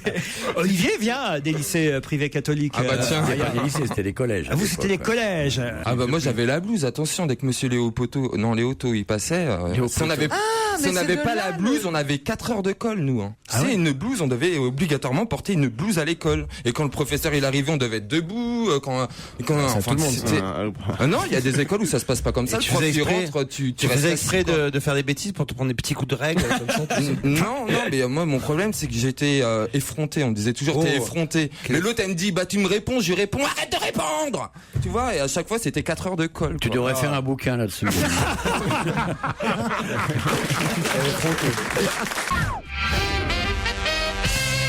Il en reste 1 million en France. C'est assez étonnant. 1 million utilisé dans l'Hexagone.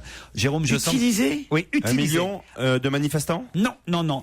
Et c'est assez surprenant. C'est Libération qui consacre 2 pages entières aujourd'hui à ce phénomène. 1 million sont encore utilisés en France, alors que Pourquoi vraiment. encore Des prostituées? Encore, parce qu'on ne l'imaginait pas qu'il y en avait autant. Bah, c'est mal donc. Non, c'est pas mal du tout. C'est vivant? Ce n'est pas vivant. Ah, C'est des métiers? des toilettes sur les pas de porte. Non, pas du tout. Des Vespasiennes? Pas du tout. Et je suis sûr que Jérôme Bonali, lui, il l'utilise encore. C'est bon c'est le genre. Un blaireau, un blaireau. Mais non, pas un blaireau.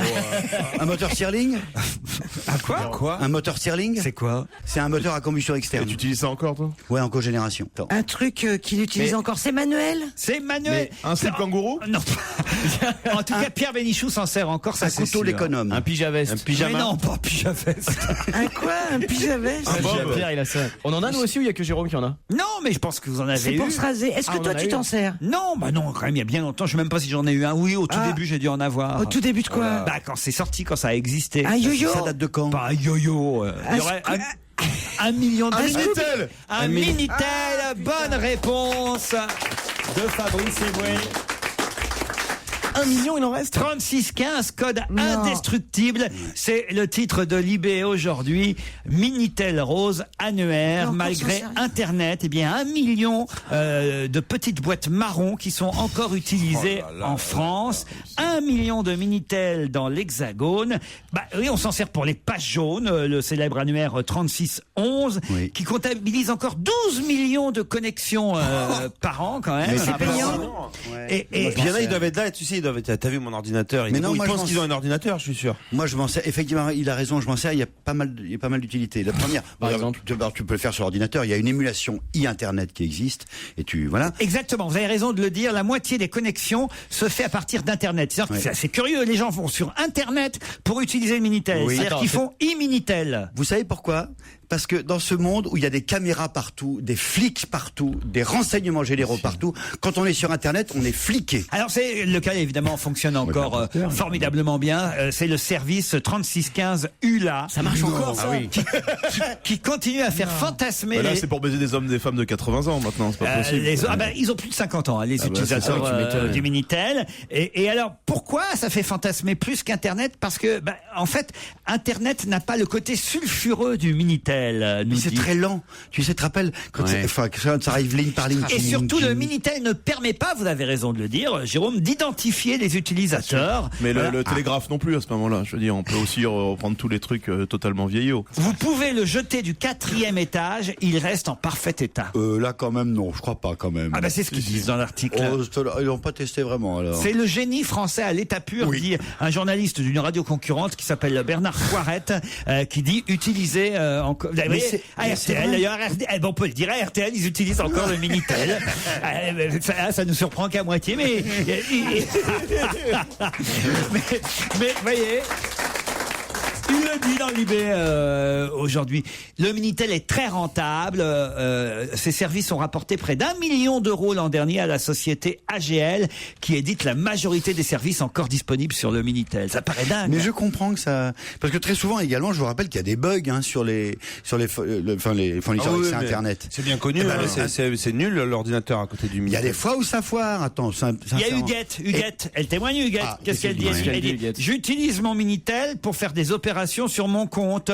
C'est très pratique, surtout quand le site de la banque ne fonctionne pas et on se sent davantage en sécurité. Voilà. Dit Moi, il y a d'autres prénoms qu'on voit un peu la génération Huguette. Il y a Guy, vous me demandiez le nom des utilisateurs. Guy, lui, qui est spécialiste du Minitel chez France Télécom. C'est un pseudo. Il dit le Minitel résiste à l'eau, ce qui est bien pratique pour les fleuristes et les garagistes qui peuvent l'utiliser les doigts pleins de graisse. Les fleuristes surtout ont les doigts pleins de graisse. Pardon, mais il colle le bouquet dans l'oignon, c'est sûr qu'il faut de la graisse. L'oignon de tulipe, c'est ça que je voulais dire. Je vous demande, mon cher Olivier, de vous excuser auprès de mes amis fleuristes. Et on a beaucoup. Oui. 3615, code indestructible. Non, c'est un bon titre. Et c'est vrai que l'invasion du web connaît des résistants comme ceux qui ont encore, effectivement. Et il faut toujours une sortie de secours. Un jour, ça marchera pas, quoi. Tout le réseau Internet va s'écrouler. Ça arrive quelquefois. Vive les bons vieux systèmes. Moi, j'ai toujours un but à gaz au cas où. Tu peux trouver des infos sur un but à gaz. T'as une hache pour fendre ton bois aussi. T'as des silex, on sait jamais. On va se gêner sur Europe 1. Le best-of. Laurent Ruquier et toute sa bande.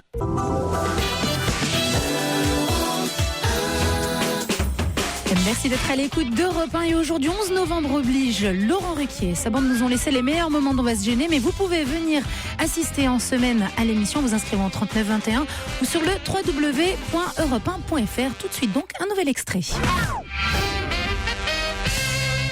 Louis a repris, lui, l'entreprise de son arrière-grand-père, le fondateur de cette entreprise qui existe depuis 1921. C'est le journal La Croix qui consacre un article entier à cette invention apparue dans l'entre-deux-guerres et qui porte le nom de Louis et le nom du grand-père, arrière-grand-père de Louis. Quelle est cette invention apparue en 1921 qui existe encore aujourd'hui, qui se vend certes un peu moins, mais dont l'arrière-petit-fils du fondateur continue finalement à faire profit aujourd'hui. C'est comestible? C'est pas comestible. Donc l'invention porte les deux noms de famille. Louis ou les deux X, prénoms. Louis machin. Alors, l'invention porte le nom de famille avec un E au bout. Ils ont juste ajouté un Louis Lumière. Non. Est-ce que c'est quelque chose que nous avons sur nous, par exemple, aujourd'hui? Alors, écoutez, Elle est maline. vous peut-être. Ah. Oh là là. La baleine. Alors, Le soutien-gorge. je vous emmerde. Le soutien-gorge. La baleine de Si c'est les soutien-gorge. inventeurs du god ceinture, ça la fout mal. Hein. Michel, Vous êtes des grands C'est malades. quoi le god ceinture?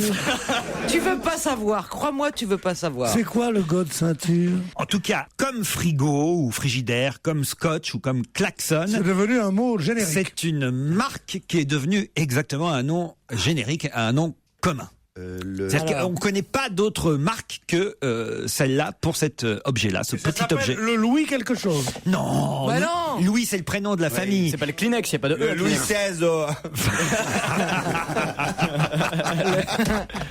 Ça se vend au rayon détergent, produits pharmaceutiques, hygiène. Je sais pas où ça se vend, pour vous dire, j'en ai serviette personnellement hygiénique, jamais Dans acheté. les pharmacies. Moi, il y en avait dans l'atelier de mon papa quand j'étais gamin. À la Patarma. Des La clous, Patarma. Pardon? Des clous,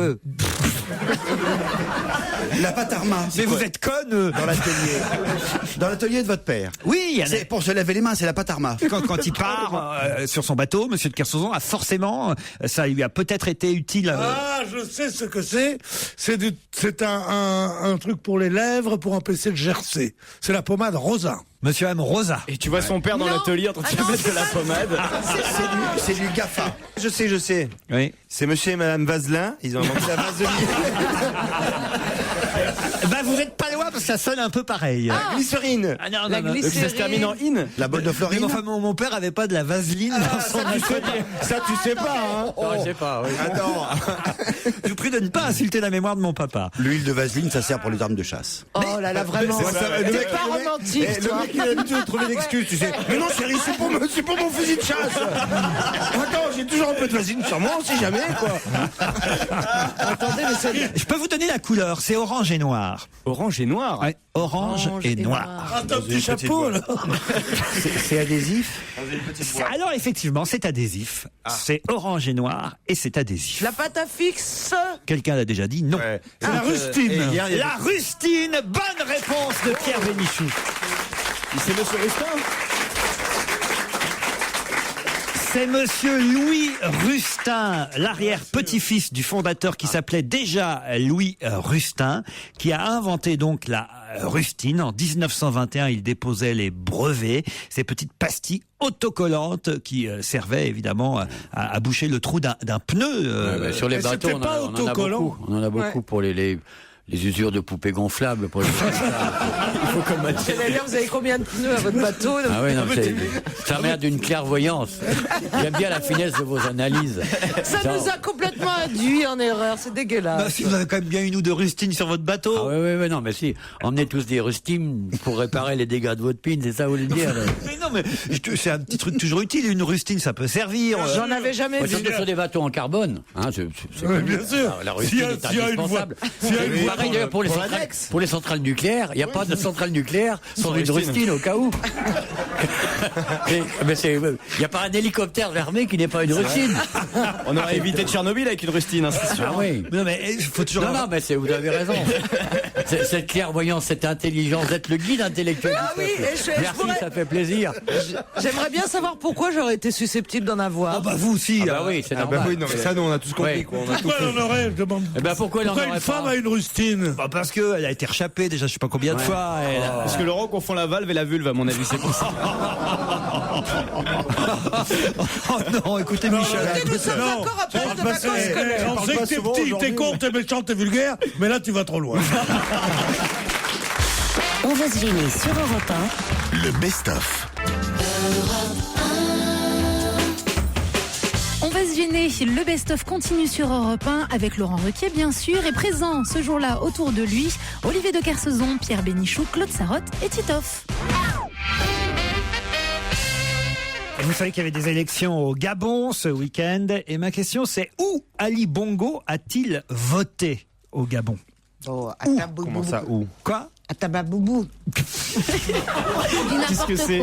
Qu'est-ce qu'elle raconte?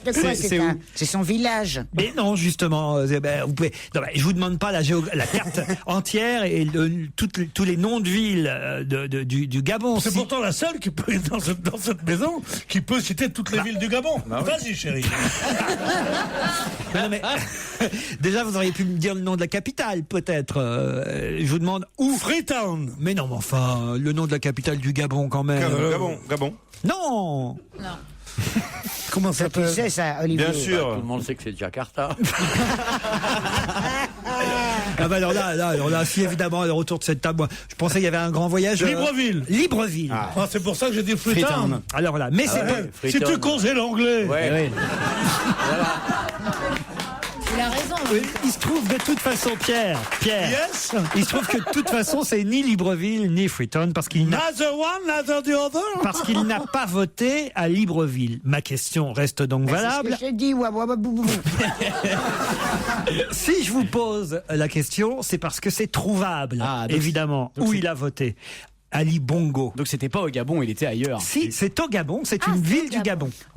Qui a le nom d'une ville qu'on connaît bien. Il s'appelle Obama. Non, mais si je vous pose la question, réfléchissez bien, c'est parce que le nom est trouvable. Ah, Gabon City, Bongo City.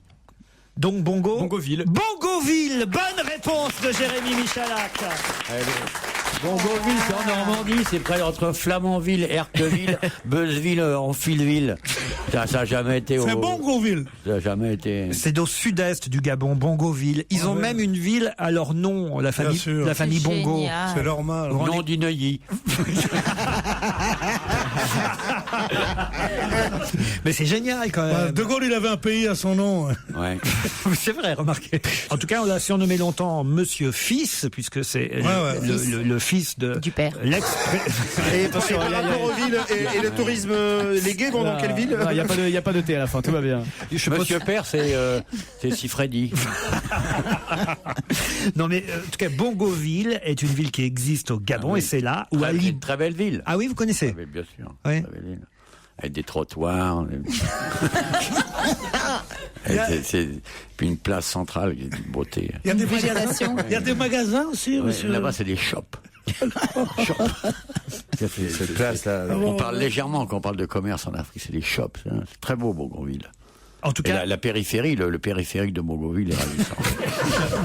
Et en côte, il y a une charcuterie qui fait en même temps entraînement de cosmonautes.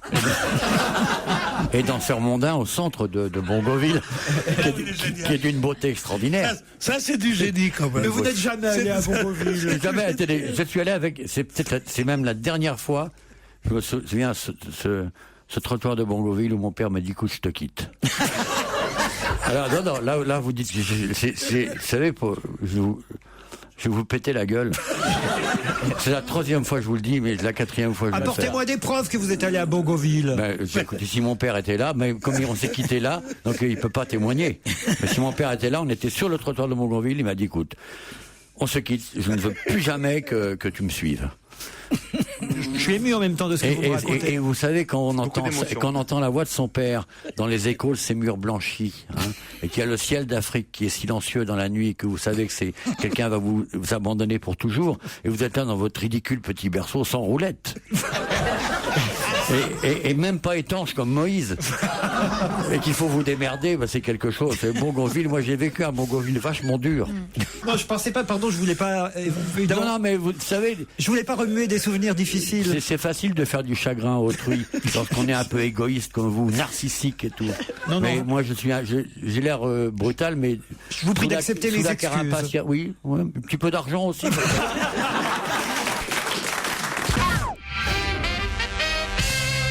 Justement, il y a un auditeur qui dit tiens, est-ce qu'on peut pas profiter de la présence désormais parmi vous de Jean-Pierre Coff pour en savoir un peu plus sur l'anecdote qu'avait raconté Jean-Yann, anecdote rediffusée pendant les émissions estivales, et on entendait le regretté Jean-Yann revenir sur l'histoire de Jean-Pierre Coff et Jean Carmé qui s'étaient retrouvés propriétaires d'une maison close. C'est vrai que Jean-Yann nous avait raconté ça. C'est vrai ou pas? Oui. C'est vrai. Racontez, alors c'est quoi cette histoire? On terminait un week-end viniviticole en Pays de Loire et on avait été dîner pour fêter ça chez Barrier à Tours. Il me dit, ben écoute, je t'emmène à la Nuée Bleue. Alors, moi, la Nuée Bleue, c'est quoi? C'était un claque. Formidable. On rentre dans cette maison, et là, le patron vient vers nous et dit, vous inquiétez pas, monsieur, le train de Montpellier arrive à 1h13. Et Carmet sort son chèque de sa poche et dit, arrête de nous faire... il n'y a pas de train de Montpellier à 13h, à 1h13. Donc, t'as pas de fille. Alors, le type dit non. Alors, on prend une première bouteille de champagne et il met le bouchon dans sa poche. Je comprenais pas pourquoi. Je lui dis pourquoi. Bon. Et à la fin de l'histoire, on s'en va. Il était 5h30. On était vraiment très, très touchés. Et le patron nous sort l'addition et Jean lui dit non. On n'en a bu qu'une de bouteille de Krug. Les autres, c'était de la merde. Et il lui montre les bouchons. Le type essayait de nous faire à 5h du matin le coup foireux du bouchon où il amène une bouteille de grand champagne et puis après il nous fout du mousseux pour ramener le tapis. Alors le type se met à se plaindre, il dit mais ça marche pas, il n'y a pas de fille, comment ça se fait? Et le type dit il faut que je vende. Ben, il dit on va vous l'acheter. C'est dingue. Et on signe un compromis où on achetait cette maison close et bon, le lendemain matin on rentre et puis 2 jours après la femme de Jean m'appelle et me dit qu'est-ce que c'est que cette maison, vous avez rendez-vous chez le notaire, vous avez acheté un truc qui s'appelle la Nuée Bleue, c'est quoi? Je dis attends, je sais plus rien. Oh putain. Alors d'abord il fallait commencer à expliquer qu'on avait été dans un clandé d'abord pour commencer. Ce qui est pas si facile que ça, mais heureusement il n'y avait pas de fille donc il n'y avait pas de traces. Et puis il fallait qu'on se démerde de vendre ce truc-là, on n'avait aucune raison de garder, d'exploiter un Donc ce qu'avait raconté Jean-Yann, c'est vrai. Vous avez. Ah ben évidemment. Mais vous l'avez exploité? Vous l'avez exploité? Ah ben jamais. On s'est débrouillé pour annuler le compromis. Ah, vous n'avez pas vraiment acheté? Non. Vous aviez juste signé le compromis et d'achat. Avec Yann, on voulait se présenter à la mairie de Paris pour en faire un claque ouvert et gratuit à tous les habitants de la ville. Ah oui. Et finalement, M. Delanoë a gagné avec un autre programme. Moi, je note surtout, Jean-Pierre, que vous ne dites jamais ivre-mort ou bourré, Non. vous dites avancé ou touché. Vous savez, c'était de grands mots de gens. C'était une cuite, ça se drive. Et Carmet ne pouvait boire beaucoup, mais il n'était jamais ivre. Je n'ai jamais vu ivre, sauf une fois, où il était tombé, on pouvait plus le relever, il était tombé dans une suite du Sofitel d'Orléans, il tournait canicule avec Yves Boisset, et j'avais pas pu le monter sur le lit, tellement il était là vraiment très touché, et le lendemain matin, la maquilleuse vient frapper à la porte, et il se réveille, il regarde, il dit merde, regarde ce que j'ai. Il avait le S du Sofitel de la Moquette imprimé sur sa joue. C'est classe, il aurait pu avoir Formule 1 sur le front. Il dit à la maquilleuse, va me chercher un fer à repasser. Il voulait se repasser la joue.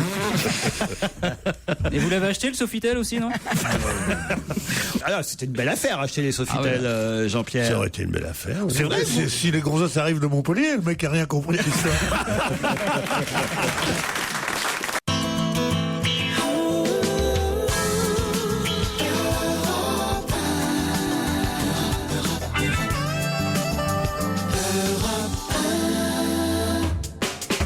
Bonne fin d'après-midi à tous. Sur Europe 1 jusqu'à 18h, redécouvrez les meilleurs moments d'On va se gêner. Laurent Ruquier, ses chroniqueurs. Et dans ce nouvel extrait, une Christine Bravo en forme. Il y a une chaîne de télévision qui s'appelle Planète No Limites. Et le soir, vous avez un documentaire qui s'appelle Le Ranch du lapin coquin. Ah oui.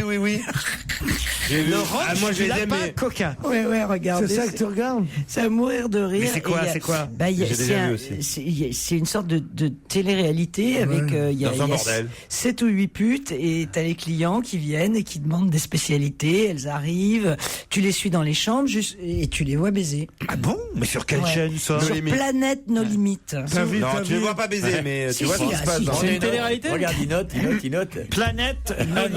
C'est quoi, c'est une télé-réalité? Non, c'est Mais moi je croyais que les chaînes Planète c'était des trucs super sérieux, limite le documentaire et tout ça. C'est un documentaire. Dans nos Mais limites, oui. c'est hardcore. Ah, c'est super. Et c'est comme la Starac, il y a le jury et tout après. Si vous voulez la baiser, faites la une.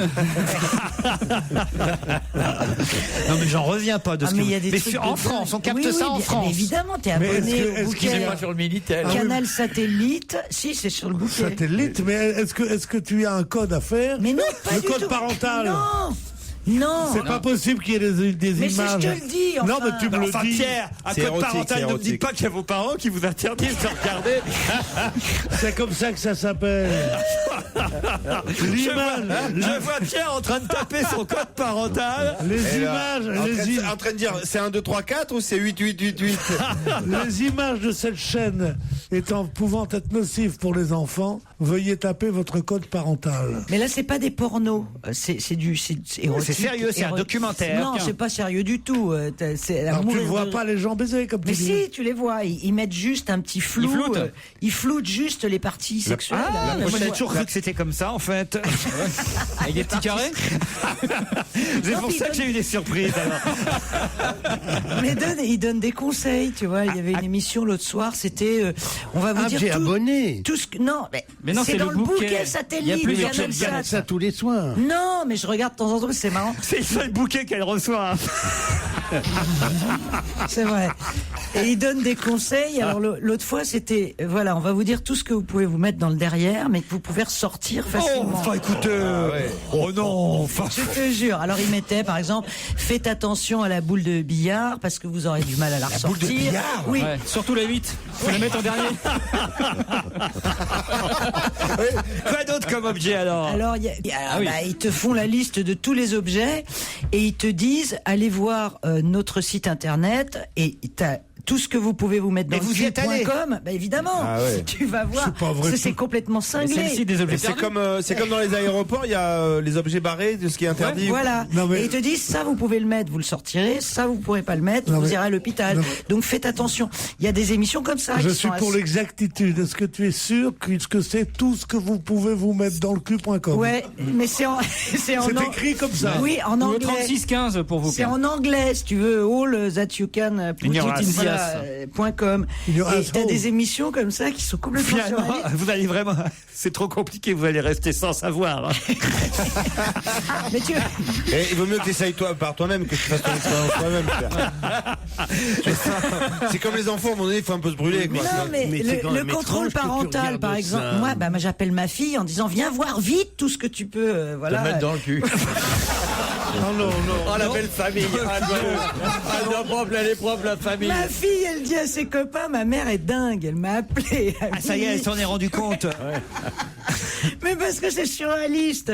Mais tu la connais, Florian, Ah, oui. cette chaîne. C'est Je suis pas sûr, amour- quand on manque de rangement, c'est pratique. Hein.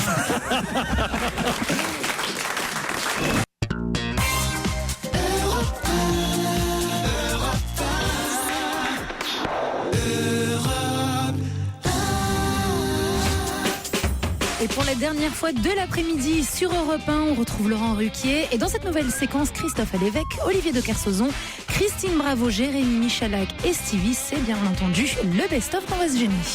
Europe 1, on va se gêner. C'est l'heure de la question fille.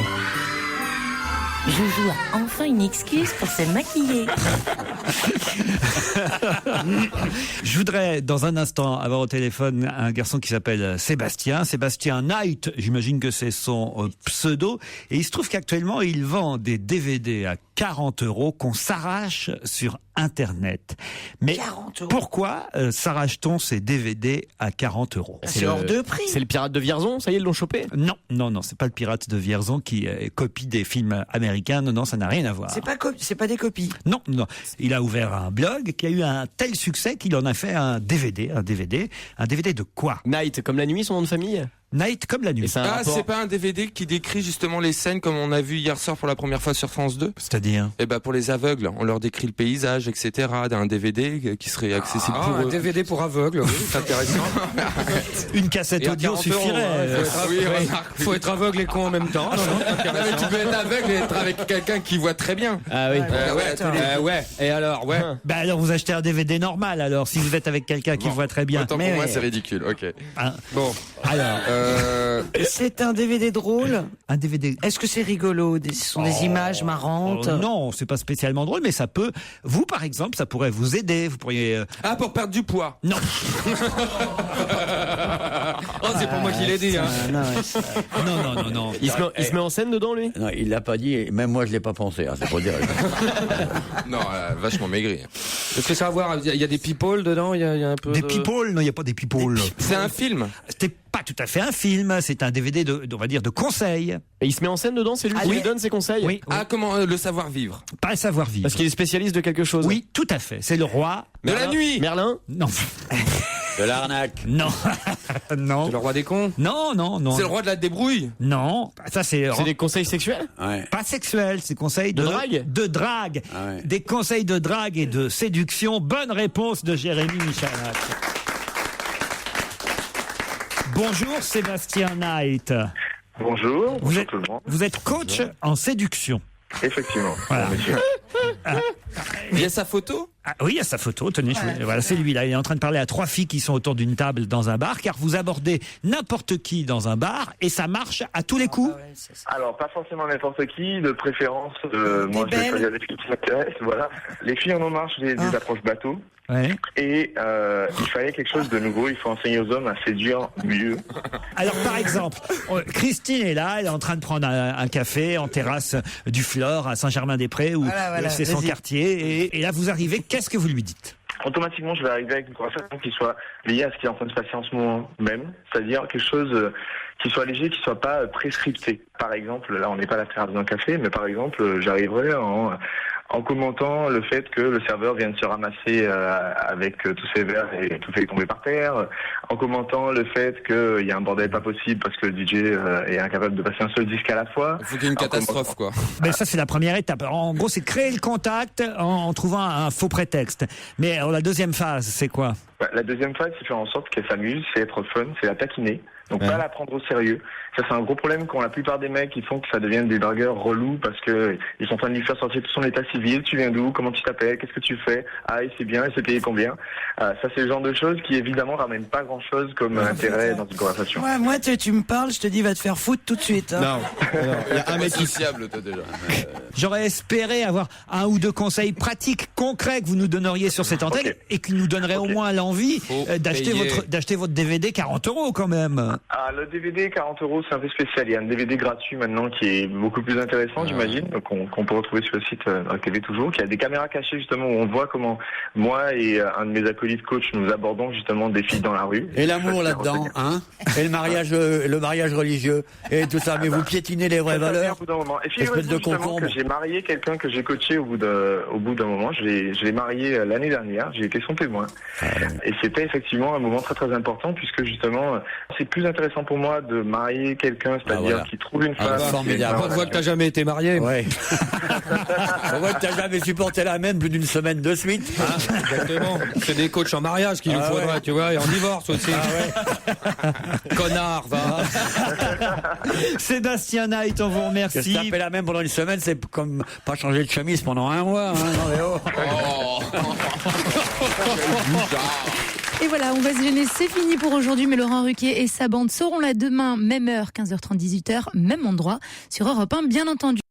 EasyJet a 15 ans, prenez part à la fête. 1,7 million de sièges à partir de 20,49 € pour toute réservation avant le 10 novembre minuit. Tous les détails sur easyjet.com.